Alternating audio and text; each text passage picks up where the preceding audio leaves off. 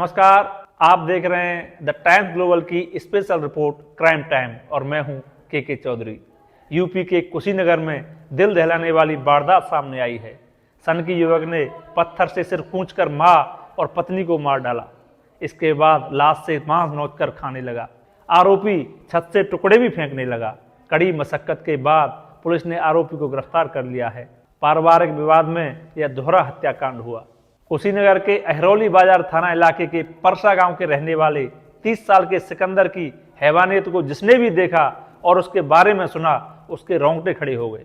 बताया जा रहा है कि सोमवार सुबह करीब 8 बजे घर की छत पर अलाव के पास बैठी मां रूना देवी और पत्नी प्रियंका की बेरहमी से हत्या के बाद सिकंदर उनकी खोपड़ी का मांस नोचकर खा रहा था। बीच बीच में वह मांस के टुकड़े नीचे भी फेंक रहा था। यह देख ग्रामीणों को कुछ संदेह हुआ तो उन्होंने पुलिस को सूचना दी, जिसके बाद हत्या का मामला सामने आया।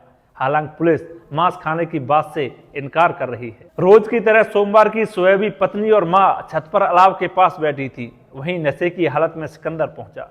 शराब पीने का पत्नी ने विरोध किया तो दोनों में कहासुनी हो गई।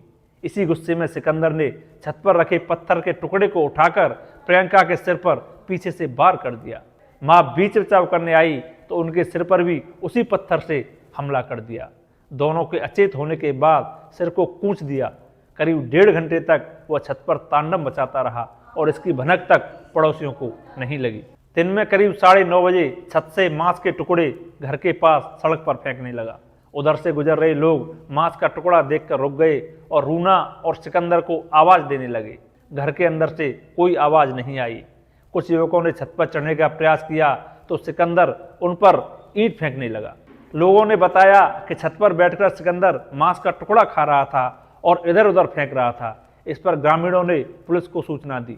पुलिस मौके पर पहुंची और करीब 2 घंटे की मशक्कत के बाद ग्रामीणों की मदद से उसे दबोच लिया। उसके दोनों हाथ खून से सने थे। सिकंदर का चेहरा भावशून्य था, जैसे उसे अपनी करतूत पर कोई पछतावा नहीं था। पुलिस जब उसे थाने ले जाने लगी तो पुलिस वालों पर बार बार थूक रहा था, लेकिन दरवाजे पर मौजूद लोगों से आंखें नहीं मिला रहा था। जिस पत्थर के टुकड़े से उसने हत्या की, पुलिस ने उसे भी जब्त कर लिया है। परसा गांव के कुछ लोगों ने बताया कि सिकंदर की शादी के 4 साल बाद भी कोई औलाद नहीं थी। इसको लेकर परिवार में तनाव था।